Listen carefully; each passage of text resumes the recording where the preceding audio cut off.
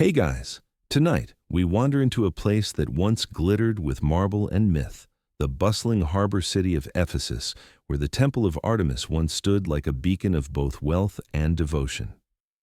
Imagine stepping onto creaking wooden docks as twilight deepens, the Aegean Sea breathing salt into the air, while merchants shout in half a dozen languages and sailors wrestle ropes thick as tree limbs. It's lively, chaotic, and fragrant with spices, olives, and just enough goat to remind you that deodorant hasn't been invented yet. And here's your quick reality check. You probably wouldn't survive long in this city without some solid coin, a thick pair of sandals, and the ability to dodge donkey carts with Olympic reflexes.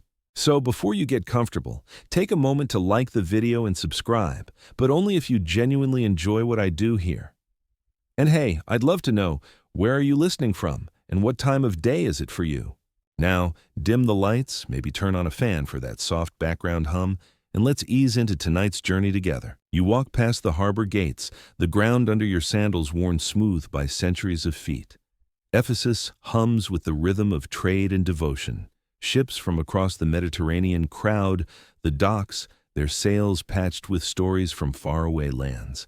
Traders spill from their hulls carrying bolts of silk, amphorae of wine, and little figurines of Artemis carved from wood or clay. Some figures are so badly whittled you can't tell if they're goddesses or lopsided potatoes. But hey, devotion doesn't require good carpentry. Past the harbor, streets spread wide and straight, a design borrowed from Greek city planning. Lined with columns and shops, these avenues remind you that Ephesus isn't just a backwater town, it's one of the crown jewels of Asia Minor. The air smells of incense drifting from shrines, mixing with the yeasty tang of fresh bread. Street performers juggle, play flutes, and occasionally trip over their own sandals, offering a reminder that not every act is temple-worthy. The neutral narrator in your head pipes up. Historically, Ephesus became one of the most important cities in the Greek world, home not just to trade but to culture and politics. It was here that the Temple of Artemis rose, counted among the 7 wonders of the ancient world. The temple wasn't merely a building. It was an economic powerhouse, a cultural hub, and a religious sanctuary rolled into one. As you stroll deeper, lanterns flicker to life in doorways. Vendors cry out, waving jewelry made from silver mined in nearby hills, claiming each piece carries the blessing of Artemis. One man insists his amulet guarantees protection from seasickness, though judging by his greenish complexion, even he doesn't believe it. You can't help but smile. Some locals glance your way, whispering about pilgrims. They recognize the wide-eyed look you wear, the mixture of awe and fatigue common among travelers. The city thrives on this constant stream of strangers, farmers hoping for fertile harvests, women praying for safe childbirth, sailors begging Artemis to calm stormy seas. Each face carries a different story, but all paths lead to the gleaming marble columns just visible in the distance, faintly glowing under the rising moon. Then, a quirky tidbit surfaces. Some ancient sources claim the Temple of Artemis was financed in part by contributions from across the known world. But a curious rumor suggests that pirates who raided these very seas also donated, hoping the goddess might forgive their maritime misunderstandings. Whether Artemis accepted pirate tithes remains debatable, but it does add a dash of humor to your moonlit stroll. As you pass a group of philosophers debating loudly over cups of wine, one declares, "Ephesus is the center of the world." Another counters, "No, it's my mother's kitchen." And the crowd roars with laughter. Even in ancient times, people argued about whose hometown had the best snacks. Still, beneath the banter and market noise, there's an undercurrent of reverence. At every corner, you glimpse offerings, a small loaf of bread, a garland of flowers, a bowl of honey left at a roadside shrine. The city feels alive with devotion, its very stones echoing with whispered prayers. Historians still argue whether this combination of trade and worship made Ephesus genuinely spiritual or simply commercially convenient. Was the city a holy place first or a marketplace blessed with divine branding? The debate lingers like smoke in the air. A pair of children run past you, their laughter high and bright, carrying tiny clay lamps shaped like deer, the sacred animals of Artemis. They leave a trail of sparks in their wake, and for a fleeting moment, the crowded, noisy street feels like a stage set for something greater. The moon rises higher, spilling silver light across tiled roofs, and far ahead, the first silhouette of colossal columns beckons you onward. The night deepens, but your journey has only begun. The closer you draw, the more the city seems to lean in, urging you toward that place where marble meets starlight and legend begins to feel real under your feet. The air cools as you leave behind the dense chatter of the harbor streets and step onto a wider avenue paved in polished stone. Moonlight glances off the surface as though the gods themselves polished the road before your arrival. Ahead, looming shapes rise taller than any building you have yet seen, their outlines stark against the sky. You slow your pace because this is the moment, the first true glimpse of the Temple of Artemis. The columns appear first, a forest of gleaming marble shafts, so numerous and so tall they could almost pass for a grove of petrified giants. Each one catches the pale glow of the moon and throws it back in shards of silver light. You tilt your head back and back until your neck protests, but still the tops of the columns seem to scrape the stars. People beside you fall into reverent silence. Even the stray dogs stop barking, as if humbled by the spectacle. Of course, there's always one donkey that brays at exactly the wrong moment, which makes you bite your lip to keep from laughing. Reverence, yes, but with background noise. Fact slips into your thoughts like a patient narrator. The Temple of Artemis measured around 115 meters long and 55 meters wide, with more than 100 marble columns, each nearly 18 meters tall. By sheer scale alone, it dwarfed most other temples of the ancient world. The size wasn't only about impressing the faithful. It announced Ephesus's wealth and importance to every traveler who set foot on its soil. You approach closer. Lamps burn at intervals along the outer steps, their flames licking at the night breeze. Shadows shift across carved bases decorated with scenes of gods, beasts, and heroes. One column shows a lion crouching with sinewed power. Another reveals nymphs dancing in a ring, their marble hands forever frozen mid-gesture. Curiosity tickles your imagination when you recall a fringe claim whispered by some eccentric travelers, that the temple's foundations were built on marshy ground, not just for stability during earthquakes, but also to confuse underground spirits who like to meddle in human affairs. It sounds suspiciously like an ancient version of pest control, except instead of termites, you're warding off mischievous phantoms. You glance at the ground beneath your sandals and wonder if maybe the marsh spirits are rolling their eyes at human superstition. The crowd of pilgrims thickens as you draw closer. Some walk with heads bowed, clutching wreaths of laurel or baskets of fruit to leave as offerings. Others chatter excitedly, children tugging at their sleeves, wide-eyed at the promise of marble giants. You find yourself swept into the current, moving slowly up toward the grand staircase that leads into the temple's outer court. Halfway up the steps, a boy drops his apple, and it rolls with almost comic determination all the way down to the street below. He wails as though the goddess herself might judge him for fruit-related negligence, until a kindly merchant presses a fresh fig into his hands. The child brightens instantly. Crisis averted, divine wrath postponed. Even in sacred places, snack time remains essential. From this vantage point on the steps, the entire facade stretches before you. Carved reliefs crown the entablature above the columns, depicting Artemis herself flanked by stags. Her figure is serene, commanding, both nurturing and untouchable. The artistry is so detailed you almost expect the marble deer to leap free and bound down the steps. One traveler whispers that the goddess's eyes seem to follow him no matter where he stands. You test it yourself, shifting a few steps sideways. Sure enough, stone or not, she doesn't let you out of her sight. Creepy? A little? Effective? Absolutely. Historians still argue whether the first site of the temple was meant to overwhelm with spiritual awe or simply flex political muscle. Was it a place of devotion first and foremost, or a billboard for Ephesus's clout? Either way, as you stand under its shadow, the answer feels less important than the experience itself. The sheer weight of stone, artistry, and ambition presses down, and you realize you've stepped into more than a building. You've entered a message carved into eternity. A breeze ripples your tunic, carrying the mingled scents of olive oil from lamps, burning resin from incense, and faintly the sharp tang of seawater drifting inland. Somewhere in the distance, A flute plays a haunting melody, thin and wavering, yet strangely perfect as accompaniment to your awe. You chuckle softly, imagining that if movie soundtracks had existed in the ancient world, this would have been Artemis's official theme song.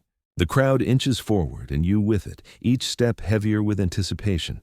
You cross the final threshold, and marble stretches above, around, beneath, a world sculpted by hands determined to touch the divine.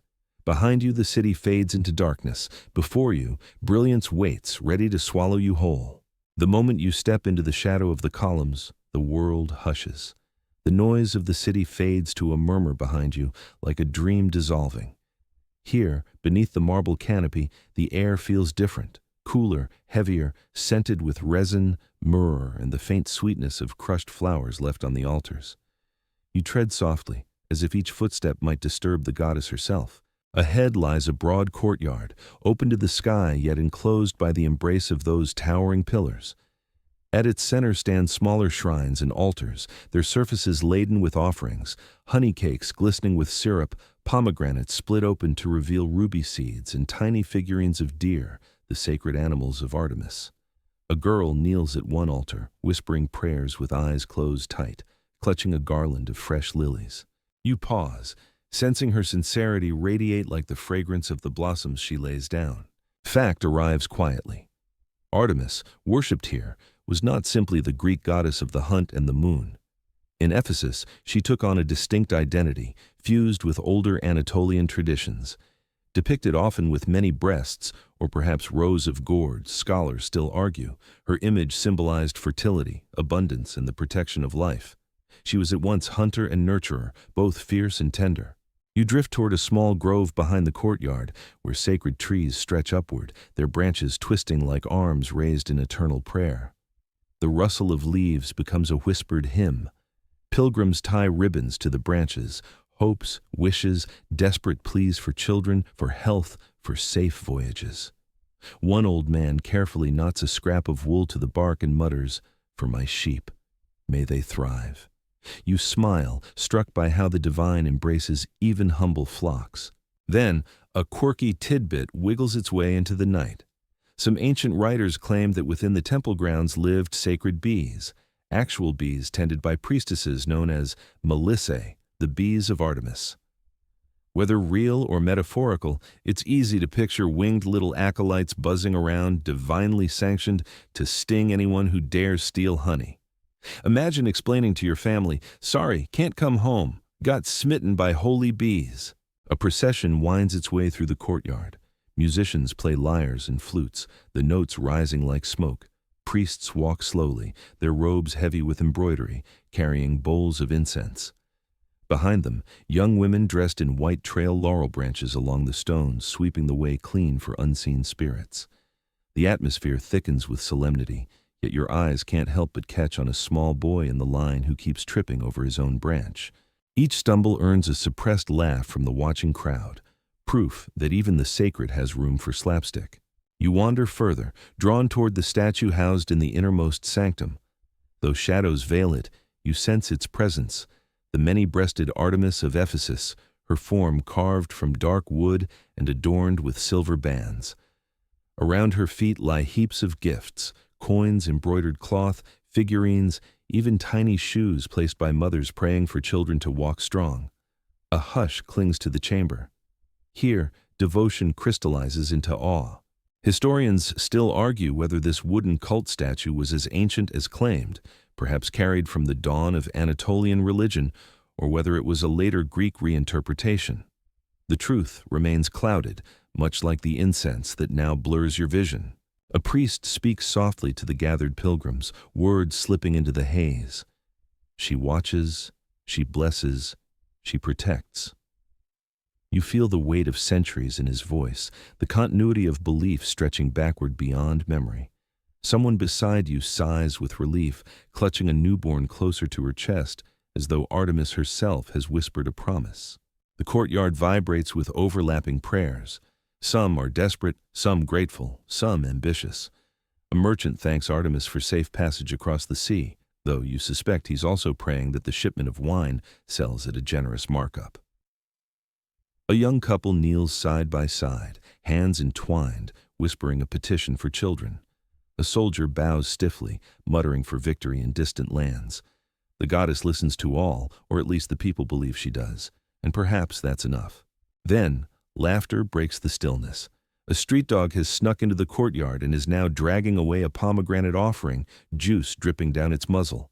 No one dares stop it. After all, maybe Artemis enjoys canine participation.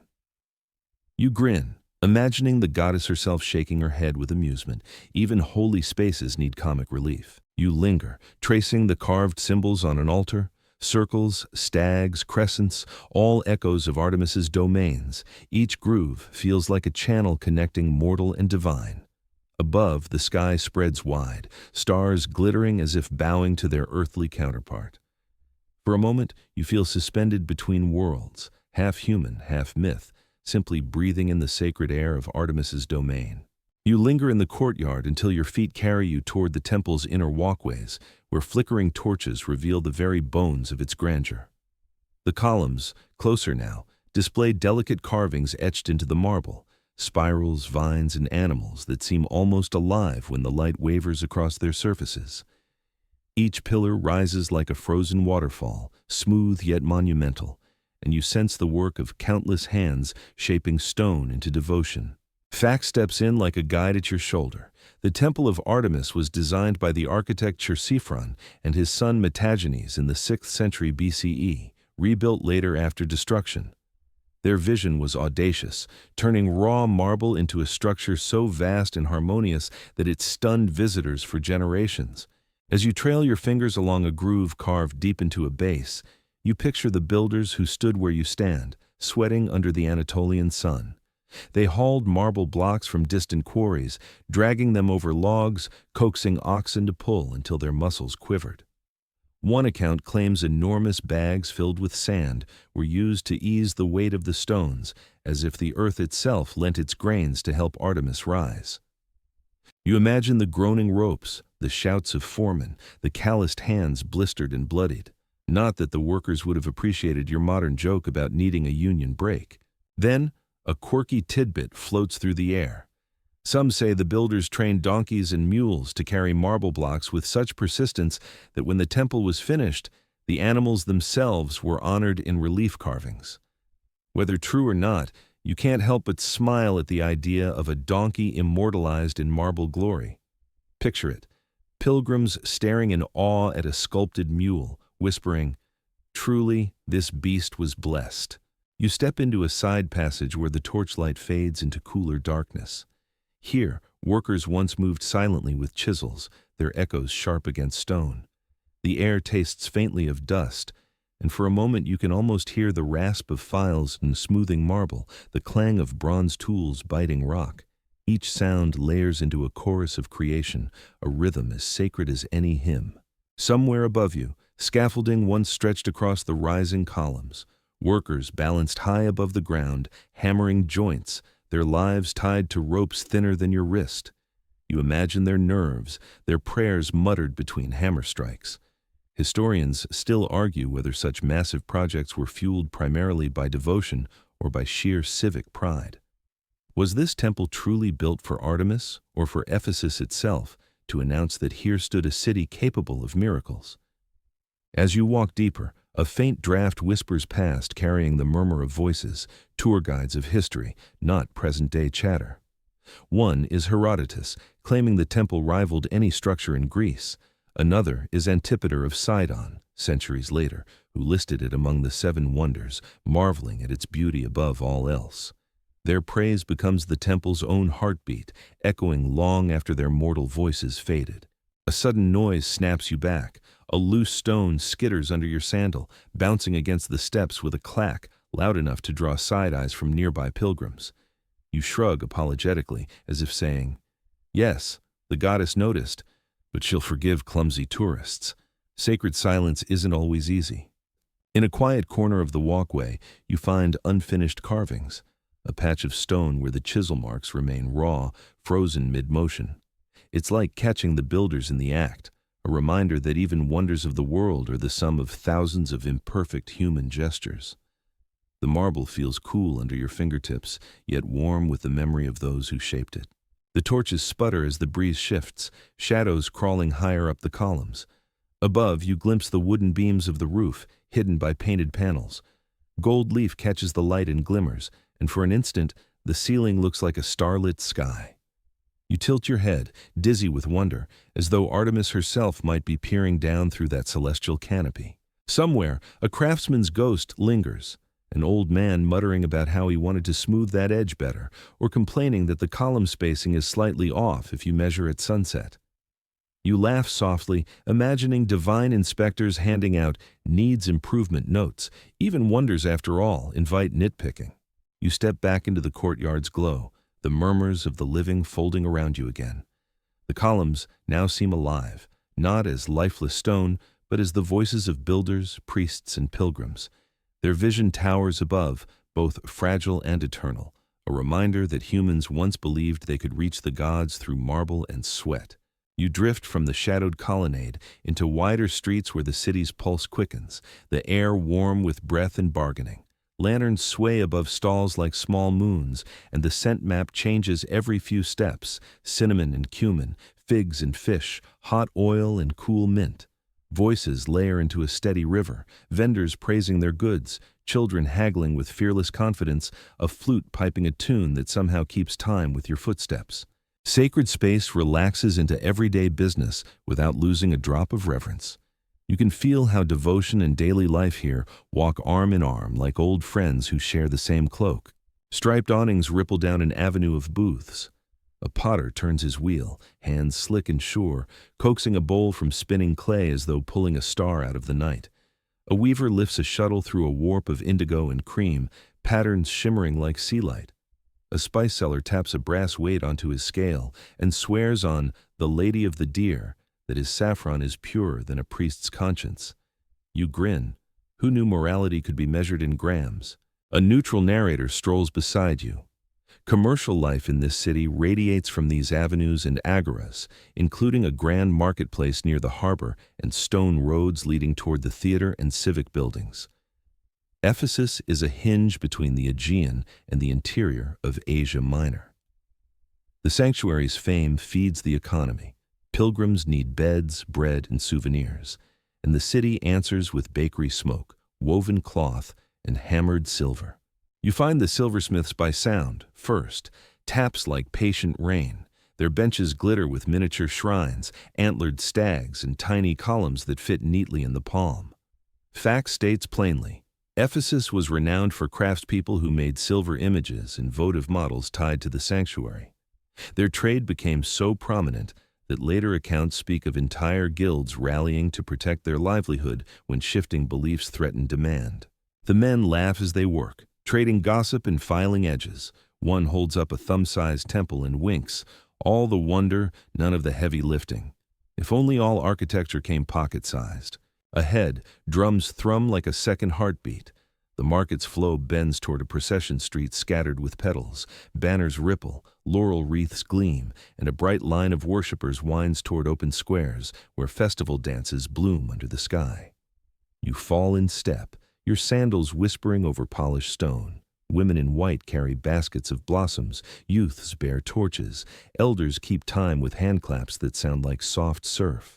The line curls past stoas and fountains, and somewhere a boy drops a garland and chases it like a puppy, to the delighted amusement of everyone except the stern ant 2 paces behind him. Historians still argue whether the principal festival here leaned more toward athletic contests modeled on the great Greek games or toward pageantry, music, and stately offerings. Whatever the balance, tonight the emphasis is clear: rhythm, color, and the feeling of a city breathing in unison. Dancers sweep wide arcs in the plaza, sleeves like wings. A chorus answers with antiphonal hymns, and someone, there's always someone, misjudges a turn and collides with a fruit tray.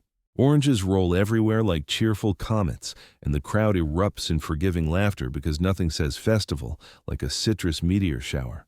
A storyteller hops onto a low platform, palm open to gather attention. He spins a tale about a hunter who promised the goddess his swiftest arrow and accidentally pledged his favorite sandal. The moral wanders, as market tales often do, through generosity, humility, and proper footwear. Laughter travels like wind through tall grass. Yet even here, where joy bubbles, hands lift in quiet prayer when the music softens. Sacred and ordinary braid their fingers and stroll the street together. A curiosity brushes your shoulder. Some travelers insist that on special nights, celebrants wore carved antler headpieces to honor the goddess's deer. No firm evidence survives beyond enthusiastic sketches on the backs of wine labels and one very suspect hat found in a vintner's attic. You file it under possible charming and extremely drafty in winter. Near the plaza's edge, bakers arrange honey cakes beside rings of sesame bread. You taste a crumb from a warm loaf and immediately consider joining whatever sect promises refills. At the next stall, a boy proclaims his olives storm-protected because they were cured under a roof during last season's thunderstorms and therefore cannot be unlucky. By that logic, your sandals are invincible because they avoided puddles. You keep the observation to yourself and buy the olives anyway. They taste like salt and sun. The procession swells along a broad avenue lined with columns. A musician with a double pipe walks just ahead, cheeks puffed like sails. The notes thread between ankles, climbing into the lantern smoke. A troop of young athletes jogs past with playful bravado, wreaths bouncing, shoulders gleaming with oil. An older woman calls after them to keep their knees warm, which is either excellent sports medicine or an ancient version of drink water. You decide both are timeless. While the street thrums, another plain fact presses its seal. The city's great theater, carved into the hillside, can seat tens of thousands, and major gatherings often spill between civic spaces and sacred routes. Processions likely traced paths that stitched neighborhood to sanctuary. You feel that stitchwork now, a seam through the crowd holding the community together. A flute trill signals a ritual pause. Torches tilt, voices hush. A small group steps forward with baskets wrapped in cloth. The air holds expectancy, a symbolic offering from fields and flocks, given with words about gentle seasons and safe harbors. You watch people lean toward one another as the phrases float upward. It is less spectacle than presence, a quiet agreement that life is better when shared out loud. Even the rooftop pigeons attend respectfully, though their motives may be crumb-related. On a wall near the avenue, a painted notice lists taxes and tolls for stallholders during festival days. Numbers, like incense, drift into everything. One merchant grumbles that blessings seem to compound annually at least as fast as interest. Another replies that prosperity is its own hymn. You suspect both are right. The festival's joy grows from a city willing to spend time and coin on beauty. As the procession thins, street games bloom in the gaps. Children toss clay rings over little stag figurines for prizes of figs. Two friends argue about rules invented 30 seconds ago and then hug, because figs solve most disputes. A juggler mounts a crate and promptly drops his first ball, bows grandly at the mistake, then juggles flawlessly. The crowd adores a comeback arc, especially one that ends with applause and a cookie. You step into a quieter curve of colonnade where lanterns hang lower and laughter settles into a contented hum. In this calm, another curiosity drifts in from old reports. The sanctuary's asylum privilege was set in some eras to expand beyond the sacred precinct, imagined as invisible lines stretching like a protective ribbon around the city, part piety, part politics, and very convenient if you needed amnesty with excellent food options. Historians still argue whether such expansions were formal legal changes or rhetorical gestures intended to advertise mercy as much as authority. Either way, the rumor fits a place where religion and reputation trade favors across the same table. The lanterns gutter, recover, and steady. Someone passes with a basket of rosemary, brushing the air until the evening smells green and clean. You feel the day's weight slip from your shoulders. Commerce, song, ritual, and rumor have danced together without stepping on one another's toes. Well, aside from the fruit tray incident, the avenue ahead tilts toward softer streets, and your feet, obedient as tides, follow, carrying festival warmth like a coal cupped in your hands. The streets quiet a little as you wander from the festival route into a broad plaza framed by stoas and fountains. The air carries the faint trickle of water spilling from lion-headed spouts into marble basins. Torchlight glitters across the surface, and pilgrims lean down to wash their hands before entering the sacred zone again. The market's laughter lingers behind you, but here the atmosphere shifts. More purposeful, more measured, like the deep breath before a prayer. You pause near a stall where a money changer adjusts his wax tablet. His scales balance little discs of silver that clink like tiny bells. He looks up, flashes a smile that could sell sand in a desert, and assures you that his rates are the most honest in Ephesus, sworn on Artemis herself. Of course, the man across the plaza swears the same thing. You half expect a bidding war in blessings. A steady narrator slips into the scene. Historically, the Temple of Artemis functioned not only as a religious sanctuary but also as a treasury. Kings, merchants, and cities deposited wealth here, confident that under Artemis's protection, their riches were safe. The sanctuary was both a bank and a beacon, combining devotion with finance in ways that made Ephesus one of the richest cities of its age. You watch a group of merchants counting coins into clay jars, each sealed with wax stamped with their family mark. They carry the jars toward the sanctuary gates, steps deliberate, as though each coin grows heavier the closer they draw to the goddess. Wealth is not simply stored here, it is sanctified, given an aura of divine legitimacy. You think of modern safes with combination locks and chuckle. Ancient bankers had a more impressive security system, an immortal huntress with a quiver of celestial arrows. Who needs padlocks when you have Artemis? Nearby, a trader from Egypt spreads rolls of papyrus across a table, offering contracts and loan records. He gestures passionately, pointing toward the temple's great columns as if to remind everyone, "These walls guarantee your promises." His customer, a wealthy ship owner, nods gravely, though his young son seems more interested in chasing a frog that has hopped in conveniently close to the negotiations. Business waits. Amphibians do not. A quirky tidbit drifts through memory. Some writers claim that worshippers occasionally hid their own valuables beneath the temple's flagstones, believing the sanctity of the site alone would protect them. Imagine future archaeologists discovering a stash of coins tucked into a crack and concluding that even in holy places, people still worried about nosy neighbors. The plaza fills with murmured bargains. Wool merchants haggle over contracts. A caravan master from the east flashes gemstones that sparkle like embers in the torchlight. Pilgrims from distant lands trade stories of their journeys, their accents curling into a tapestry of voices. You catch fragments of Greek, Lydian, Persian, even scraps of Latin. Ephesus is a hub, a crossroads where language itself becomes a kind of currency. Historians still argue whether the temple's wealth was primarily sacred, donations and offerings, or practical, functioning as a civic treasury and even a financial lender. The line between religion and economics blurs until it is nearly invisible. Was Artemis worshipped because she was beloved, or because she held the purse strings of Asia Minor? The debate hums like background music behind every transaction you witness. At the fountain's edge, a pair of young men played dice. They glance nervously at the sanctuary walls as though gambling too close might draw divine disapproval.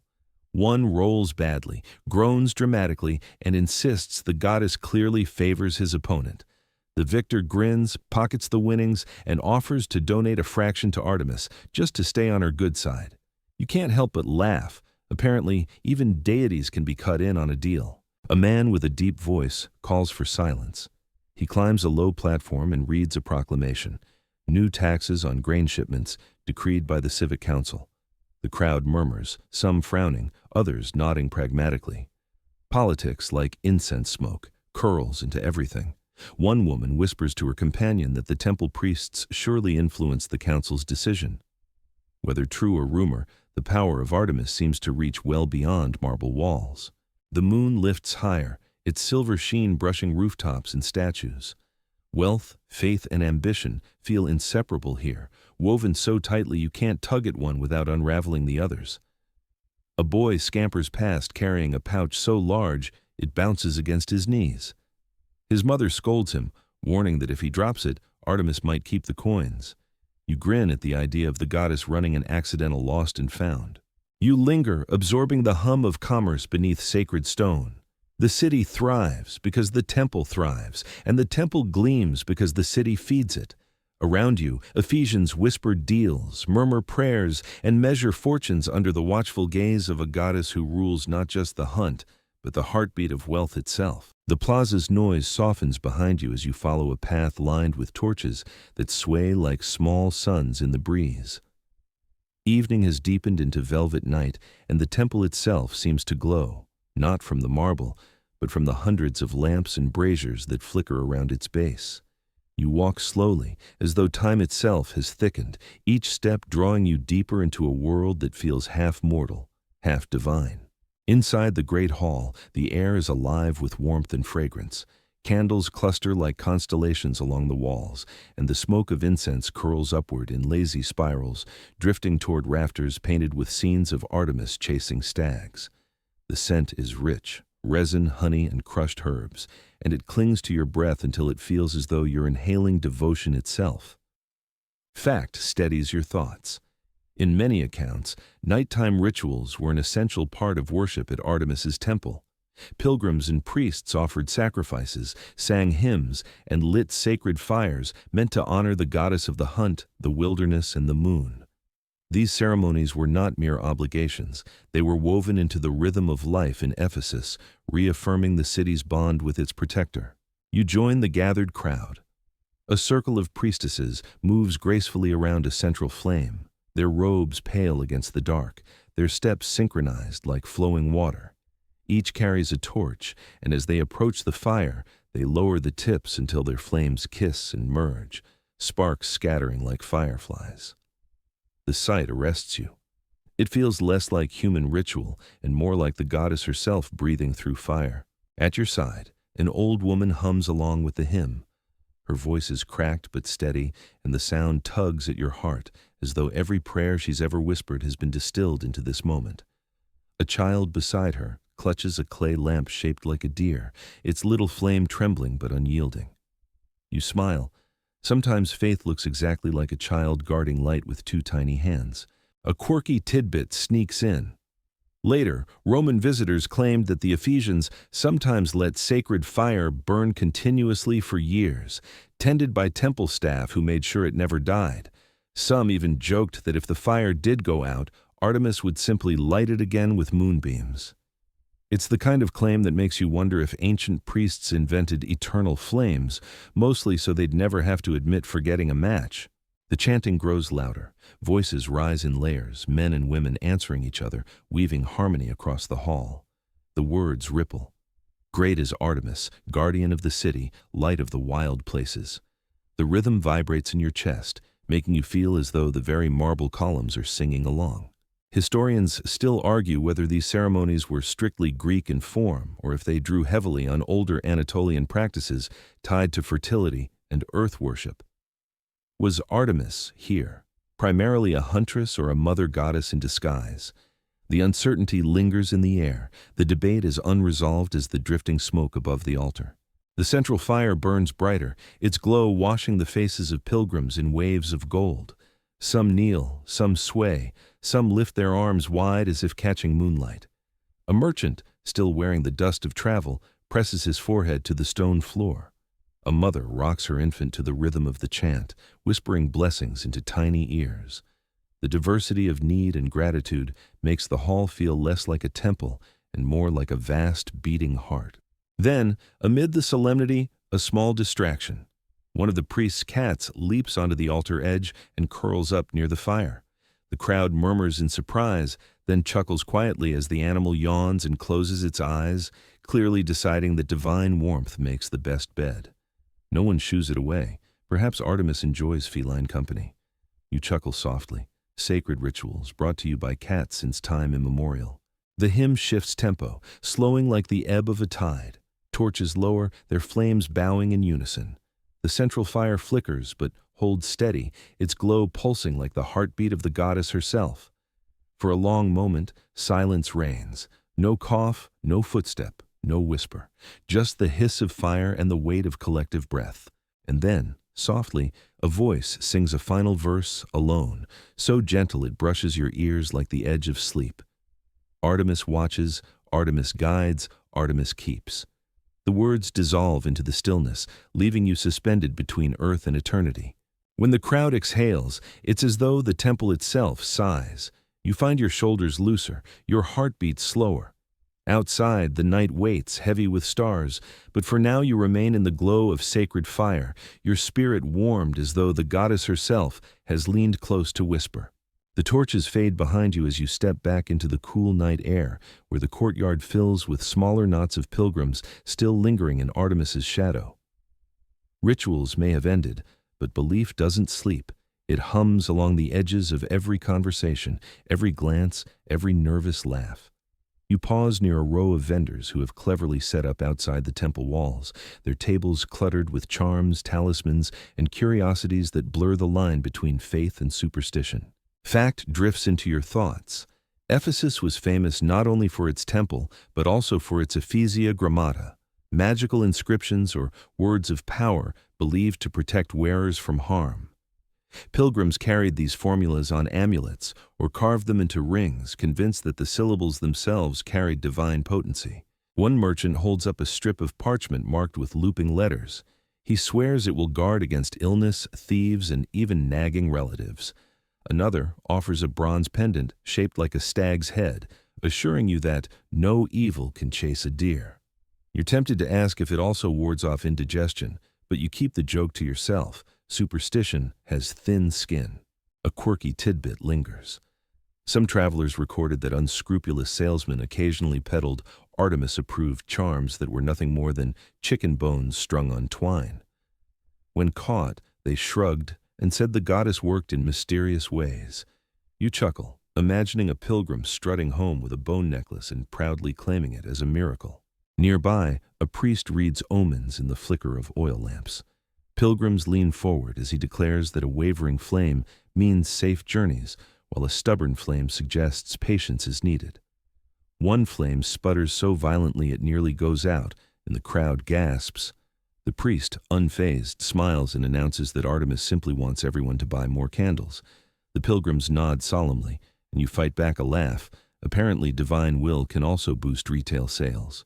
Historians still argue whether these practices were sincere spiritual traditions or clever add-ons to generate income for the temple economy.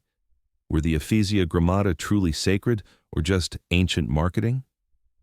The question lingers, unanswered, like smoke curling into the night sky. You stroll further along the stalls. A woman sells tiny clay figures of Artemis, each painted with exaggerated features. One has so many rows of breasts, or gourds, or eggs, depending on interpretation, that it looks more like a shelf than a goddess. Children giggle as they carry them home, blissfully unaware of the theological debates those figurines still cause centuries later. In the corner of the square, an old storyteller gestures wildly with a crooked staff. He tells of a traveler who forgot to leave an offering and was pursued by ghostly deer until he returned to the temple with a sack of grain. The crowd gasps at the right moments, though you notice the man's basket of figs shrinking steadily as children sneak handfuls while he's distracted. Divine punishment may be terrifying, but snacks are irresistible. The mood lightens with music. A pair of flute players duel playfully, their melodies twisting around each other like vines. People clap along, feet tapping on the stones. Even in the solemn shadow of Artemis's sanctuary, laughter and rhythm find a home. You watch as a group of pilgrims tie ribbons to one another's wrists, claiming it binds friendship under the goddess's gaze. It looks suspiciously like an excuse for young couples to hold hands, but perhaps that too is a kind of sacred union. Another curiosity flickers at the edge of memory. Some sources mention that the temple grounds were said to host mysterious echoes. Clap your hands in a certain corridor, and the sound would repeat in strange patterns. Some pilgrims insisted these were Artemis's whispers, while others suspected clever stonework. You clap once, discreetly. The echo stretches longer than expected. Goosebumps ripple your arms, though whether from divine presence or good acoustics, you can't quite decide. You move toward a quieter side street where a man displays jars of sacred honey harvested from hives near Artemis's grove. He insists one spoonful grants courage for battle and tenderness in love. You wonder if both at once would make you a very confusing partner. Still, you admire the man's confidence, and the honey smells incredible. Laughter erupts behind you. A dog has once again invaded the offerings, this time stealing a honey cake and sprinting through the crowd with pilgrims chasing in vain. The animal dodges between legs, tail wagging, crumbs flying. You shake your head, amused. Clearly Artemis's most devoted follower tonight is a very sticky-fingered dog. The night drapes heavier now, stars sharpening above the temple's crown of marble. Pilgrims begin to disperse, charms tucked into robes, omens whispered into memory, songs echoing faintly in their ears. You linger for a moment longer, savoring the mingled scents of honey, smoke, and night flowers before following the winding path away. Superstition, devotion, and laughter blur into one tapestry, reminding you that even in a place of awe, humanity always finds room for quirks and curiosities. The side street narrows as you walk, the noise of charms and laughter thinning into distant echoes. The marble glow of the temple still looms behind you, but here, shadows stretch longer, and conversations drop to whispers. The air feels heavier, as though carrying the weight of secrets not meant for daylight. You hear them in fragments, concerns of raiders, murmurs of rival kings, warnings that wealth draws envy as surely as fire draws moths. Fact enters like a sober companion. The Temple of Artemis was not merely a sanctuary, it was a treasury of immense riches. Such wealth, gathered from kings, merchants, and pilgrims, inevitably attracted attention. Throughout history, it faced threats from both natural disaster and human ambition. Raids, wars, and jealous rulers who saw its marble grandeur as a prize to be seized. At a street corner, a soldier leans on his spear, muttering about rumors of pirates along the coast. His companion assures him the city's walls are strong, but both glance nervously toward the temple, as though stone alone cannot guarantee safety. You imagine Artemis rolling her eyes at mortal paranoia, but still, unease hums beneath their words like the low growl of an unseen beast. A quirky tidbit floats in memory. Some ancient sources claim that during one invasion, local townsfolk spread a rumor that the goddess herself unleashed plagues upon those who dared approach her sanctuary.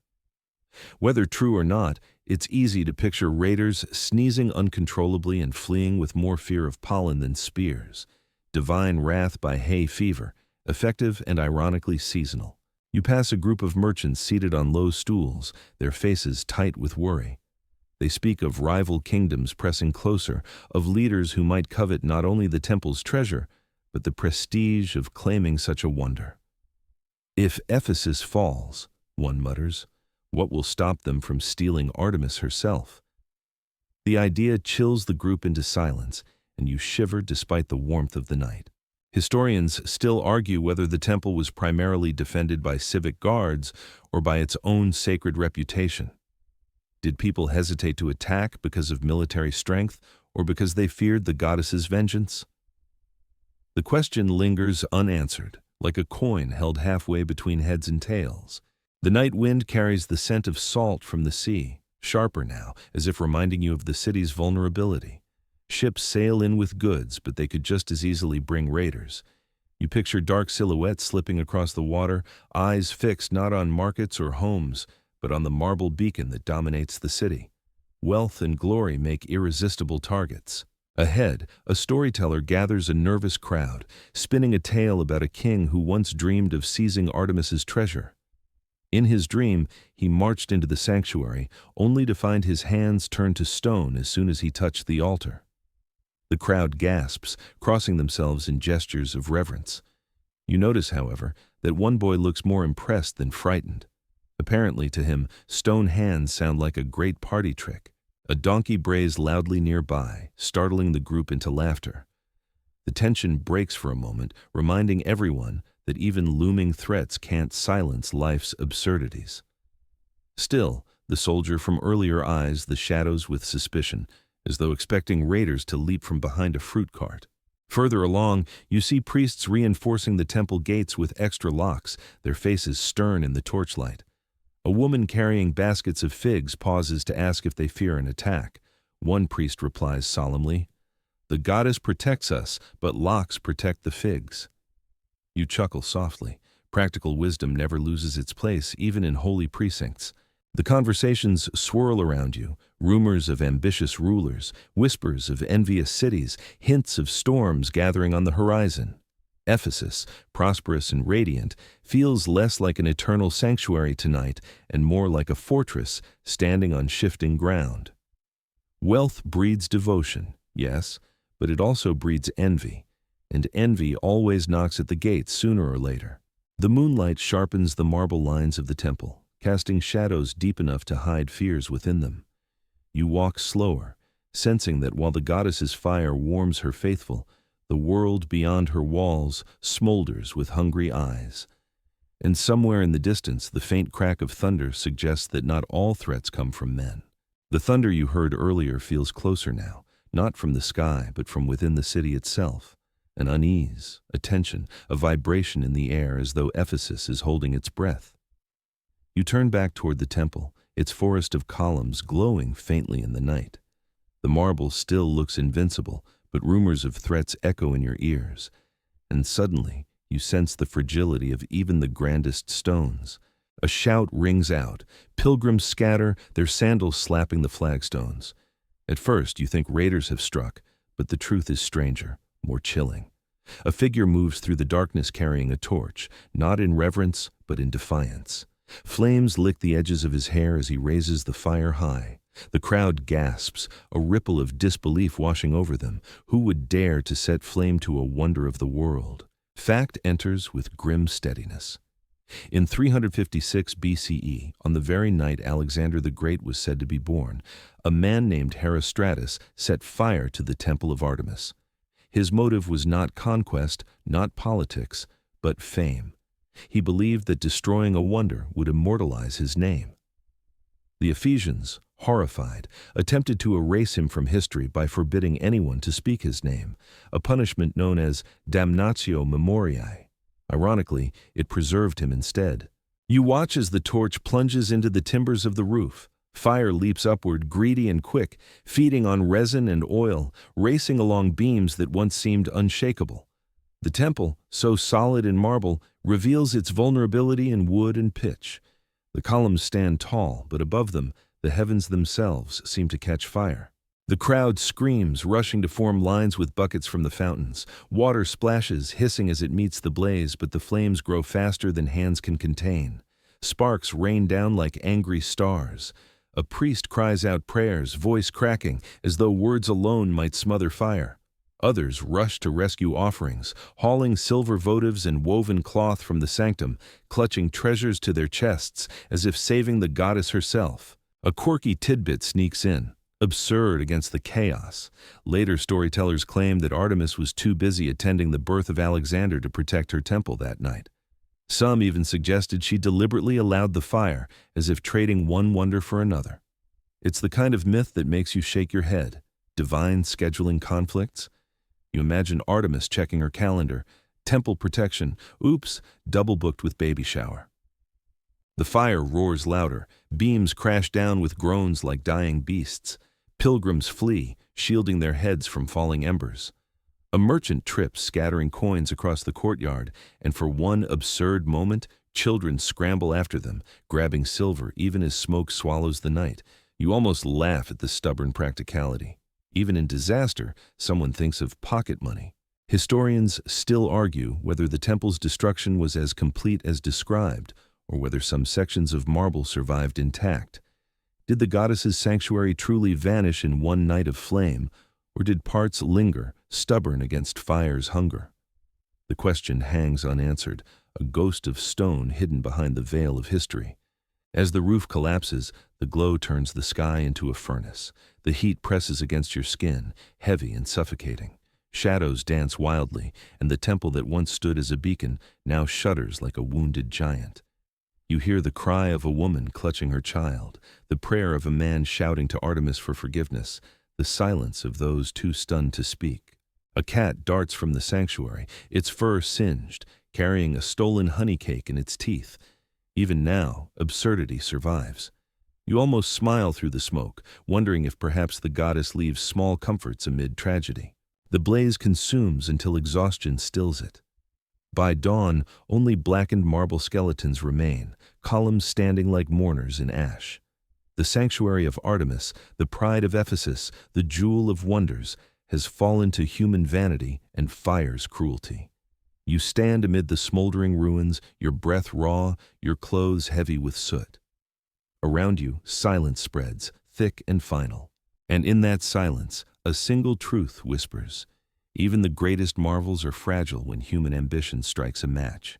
The smoke clears with the dawn, leaving the temple's columns rising from blackened ground like solemn ghosts. Ash drifts across the marble steps, clinging to sandals and skin. For days, Ephesus mourns. The markets fall quiet, songs fade, and prayers become whispers carried on the wind. Yet beneath the sorrow, a stubborn ember glows. This temple will not remain a ruin forever. Fact steadies the scene. After its destruction in 356 BCE, the Ephesians rebuilt the Temple of Artemis, grander and more magnificent than before. The reconstruction took decades, employing vast numbers of workers and artisans. What rose from the ashes was not only a sanctuary, but also a declaration that faith and ambition can outlast fire. You walk among scaffolding and half-finished columns, the air alive with the clang of chisels, the groan of pulleys, and the shouts of foremen. Marble blocks swing through the air, guided by ropes thicker than your arm. Workers balance precariously on beams, sweat shining in the sun as they coax stone into harmony. The ground thrums with determination, a rhythm almost musical. If the first temple was awe-inspiring, this second incarnation aims to humble even the stars. A quirky tidbit drifts into your thoughts. Some later stories claimed the builders deliberately designed the new temple larger to annoy the gods of neighboring cities, as if urban rivalry required marble one-upmanship. Imagine ancient architects comparing column height the way modern neighbors compete over lawn decorations. Oh, your Apollo shrine has 80 columns? Cute. Ours has over 100, and they sparkle. You weave through the site, marveling at the scale. The columns rise thicker, taller, each one nearly 20 meters high. Carvings bloom across their surfaces, griffins, vines, deer leaping in eternal chase. You press your palm against the cool stone, feeling the vibrations of hammer strikes still echoing through it. The temple does not merely return, it ascends, transcending its past self. Historians still argue how much of the reconstruction reused surviving marble versus entirely new material. Did the old columns stand shoulder to shoulder with their replacements, or was the past cleared away to make room for fresh ambition? The uncertainty clings like dust on your sandals. Around you, artisans carve reliefs of Artemis herself, her many-breasted form adorned with garlands, animals, and stars. Painters prepare pigments of ochre, azure, and vermilion, promising that when complete, the temple will blaze not just in moonlight but in daylight's full splendor.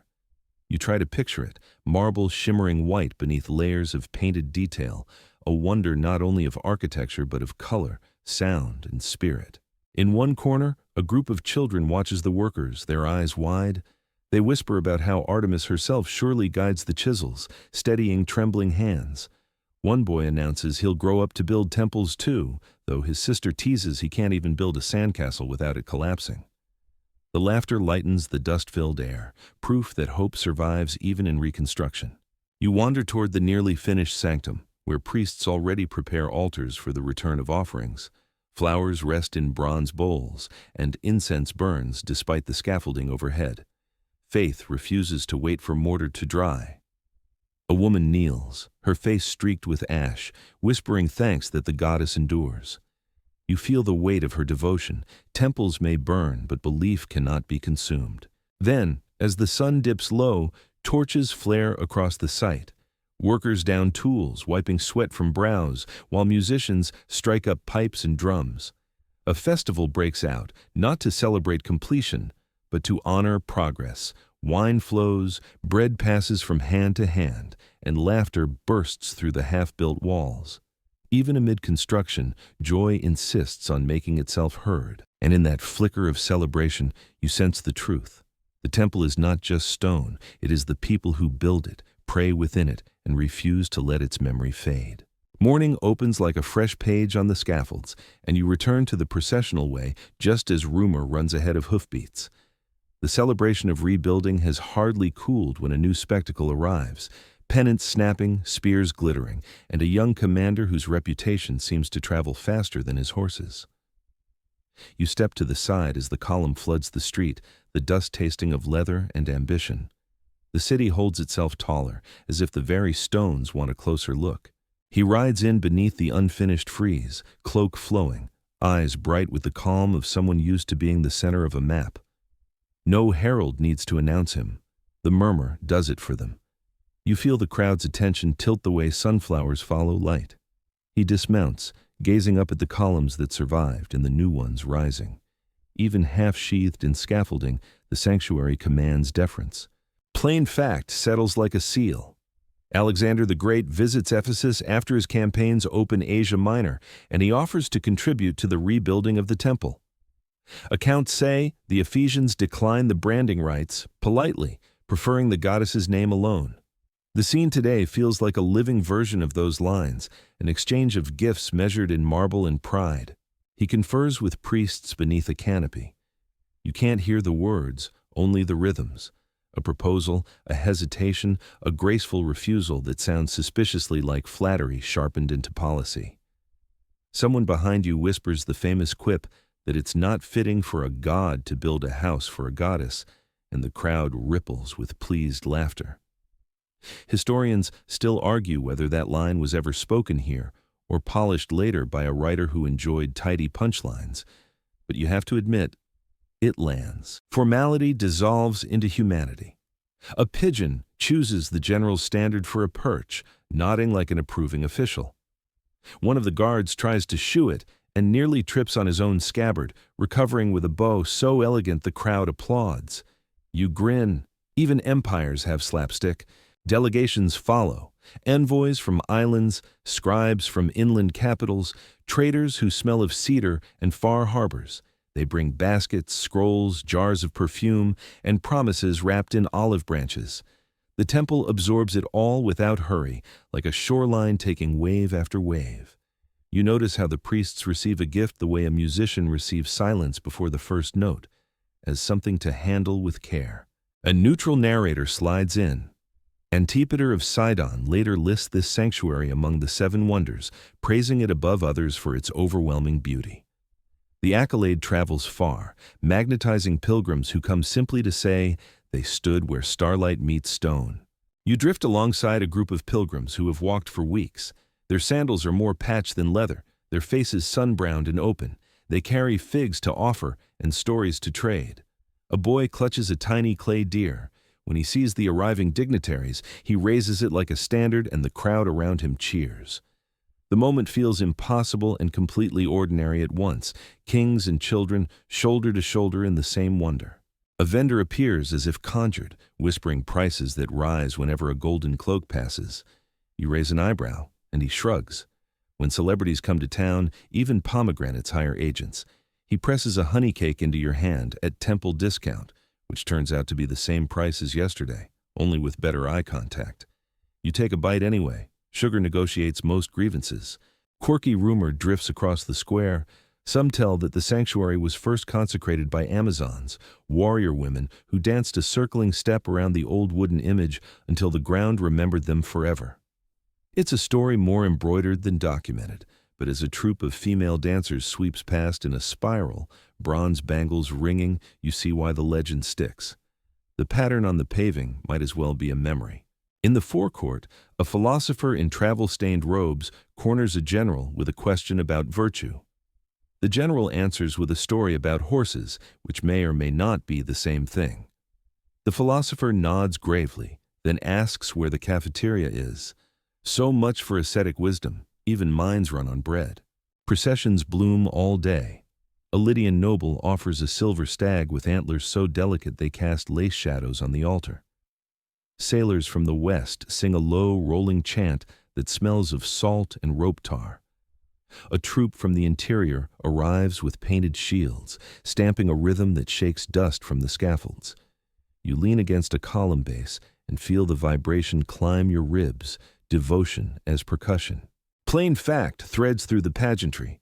Dedications from rulers and communities accumulate here, carved into bases and architraves, a public ledger in stone. The inscriptions do more than thank the goddess. They also announce alliances, showcase prosperity, and broadcast the kind of piety that conveniently looks like power.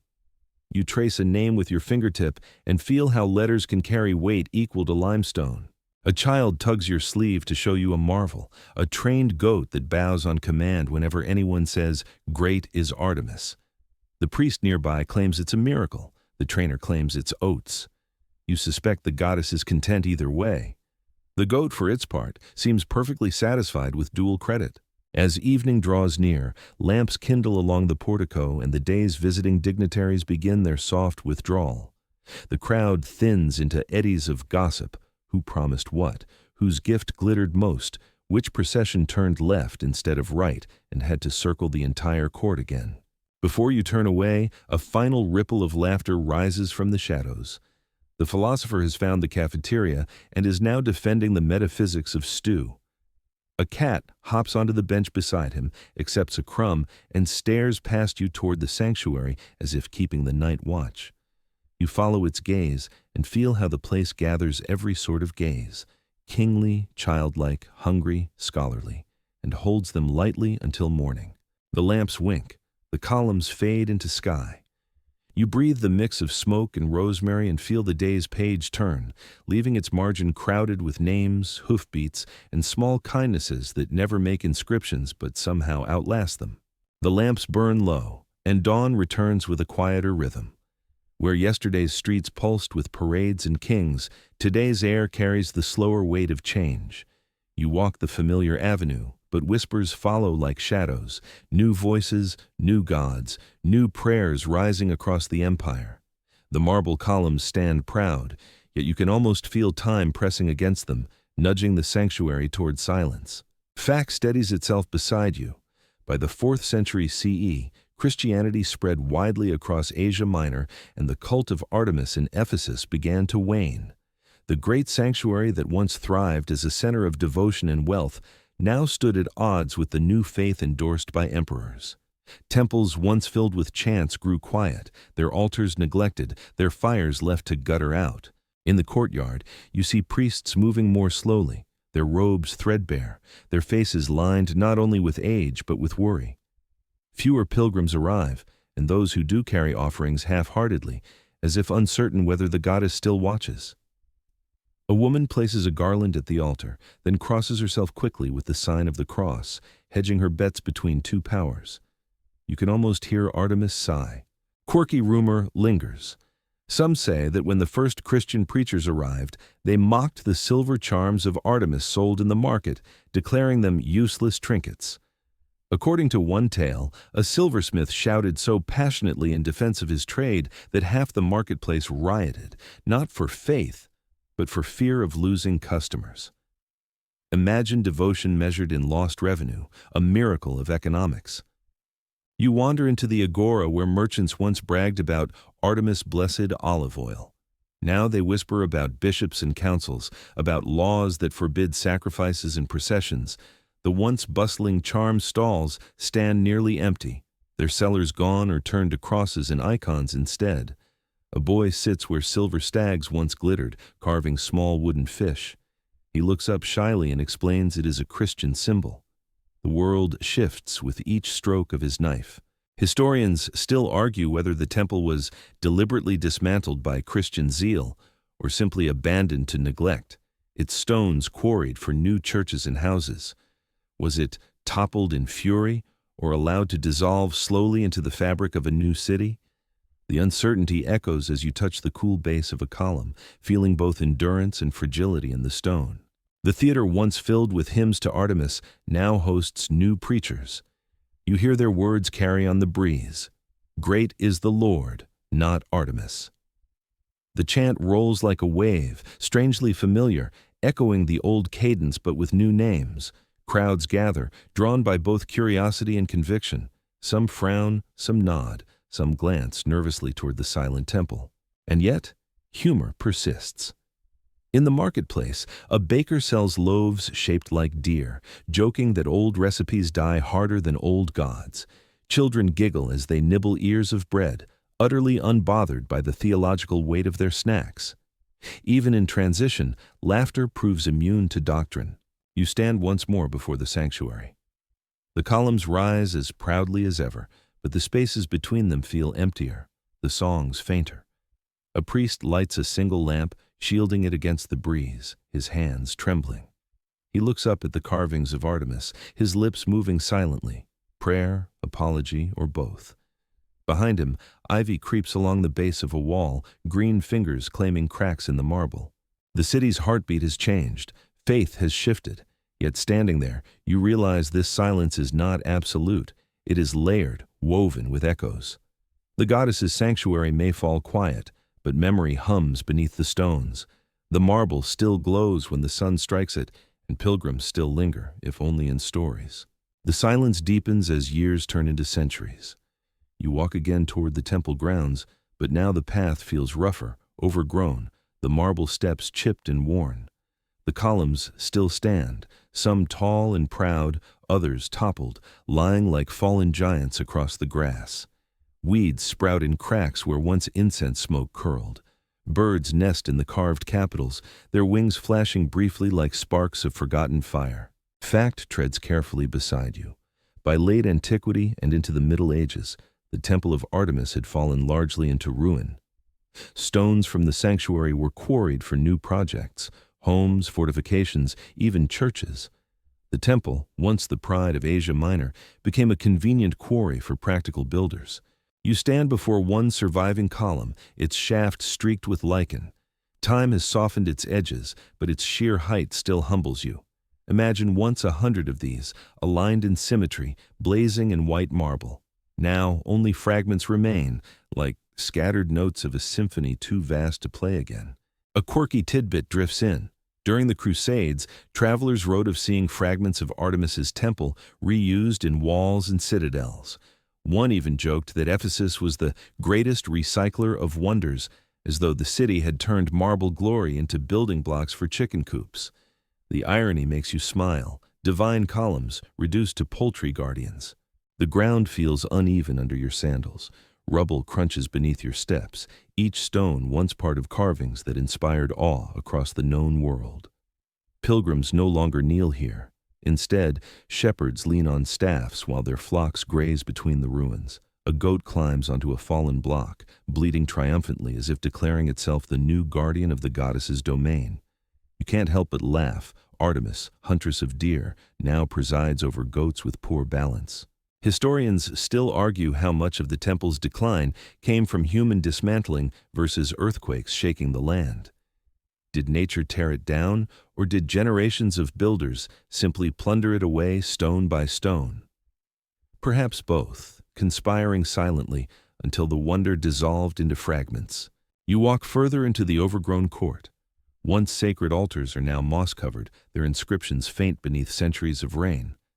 Touching one, you feel grooves of ancient letters, though their meaning fades like whispers in a language you almost remember. Ivy clings to the marble, its green threads tightening like time's own handwriting. Children from the nearby village scamper across the ruins, playing hide-and-seek behind toppled blocks. They squeal with delight, unaware of the sanctity beneath their games. For them, the temple is not a wonder, not a ruin. It is simply their playground. You watch with a bittersweet smile. Perhaps this too is survival, memory transformed into laughter. A shepherd's dog trots past with a stick in its mouth. It pauses to gnaw at a broken fragment of relief once carved with gods and deer. The scene feels almost comic, centuries of devotion eroded into chew toys. You shake your head, yet find comfort in the absurdity. Life, indifferent and persistent, always reclaims what humans abandon. The evening sky glows amber as the sun dips behind the hills. The columns, cracked and leaning, catch the light one last time, glowing like ancient torches. You stand still, realizing that what remains is not nothing. It is the ghost of grandeur, a reminder carved into the landscape. Ruin does not erase wonder. It reshapes it, humbling even the proudest creations. The wind shifts, carrying scents of grass, earth, and faint salt from the distant sea. The voices of pilgrims, merchants, kings, and priests no longer fill the air, yet you almost hear them, like echoes pressed into the marble. The temple may be gone, but the memory lingers, stitched into stones, whispered in stories, carried forward by every step you take among the ruins. Mourning in the ruins tilts into the present as you follow the old processional line that once carried chants and now carries quiet footsteps and camera straps. You stand on a low rise beside a reedy basin, frogs shimmy in the shallows. A single reconstructed column lifts out of the field like a pale finger, reminding the sky to behave. A stork has nested on the capitol and blinks at you with the bored majesty of a long-time resident. You smile. Caretakers of wonders come in all shapes, sometimes with very long legs and excellent balance. You walk the circuit path slowly. The stones underfoot feel both ancient and recently arranged, and in truth, they are a bit of both, stitched together so modern visitors can feel the outline of a building that once held a horizon inside it. Fact speaks plainly. The site near modern Selçuk in western Turkey preserves the footprint of the Temple of Artemis, and only a solitary column, assembled from fragments, now rises where marble forests once stood. What the ground lacks in height, memory supplies in abundance. A signboard sketches measurements you already know by heart. Another map points toward museums. Names surface like minnows. The British Museum in London, the Ephesus Archaeological Museum in Selçuk, holdings in Vienna and Istanbul. There you find column drums, sculpted bases, coins stamped with the goddess, and, most arresting, the great Artemis statues, their chests crowded with mysterious forms that scholars read as symbols of abundance and protection. Historians still argue whether those forms are meant as many breasts, rows of gourds or eggs, or ritual tokens. The debate sits politely on every label, like an asterisk that refuses to leave. You step into the British Museum in your mind's eye. Echoing hall, cool light, plinths bearing marble that once tasted Anatolian sun. A plaque presents a Victorian engineer you meet again and again, John Turtle Wood. Another solid fact. Wood, funded by the British Museum, led the 19th century excavations, and in 1869 rediscovered the temple's location after years of methodical trenching, guided by ancient texts and stubborn hope. You picture the moment a spade kissed carved stone, and a city's rumor turned back into ground truth, the thrill running down one man's arm and out across centuries. Now imagine the Selçuk Museum, smaller rooms, warmer voices, two monumental cult statues of Artemis looking straight through time. Their dark wooden originals are lost, but these Roman period copies carry the old theology forward. Bands of animals march up their skirts. Bees and rosettes stipple the fabric like constellations. The goddess's calm face holds a quiet that feels older than marble. A little girl presses her nose to the glass and whispers, "Dear lady." Her father valiantly tries to summarize a century of scholarship in 3 sentences, which goes about as well as summarizing the sea with a cup. The guide smiles and lets the statues do the talking. In another gallery, a docent gestures toward a relief and jokes that ancient Ephesians practically invented souvenir merchandising. You remember silversmiths hammering tiny temples and think, yes, the gift shop is older than sin. Then, the docent offers a curiosity.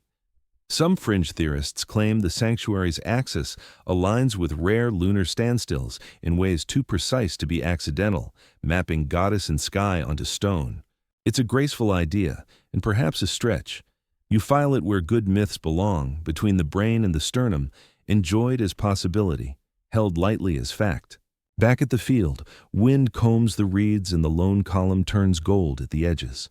You kneel and press your palm to a fragment half swallowed by grass.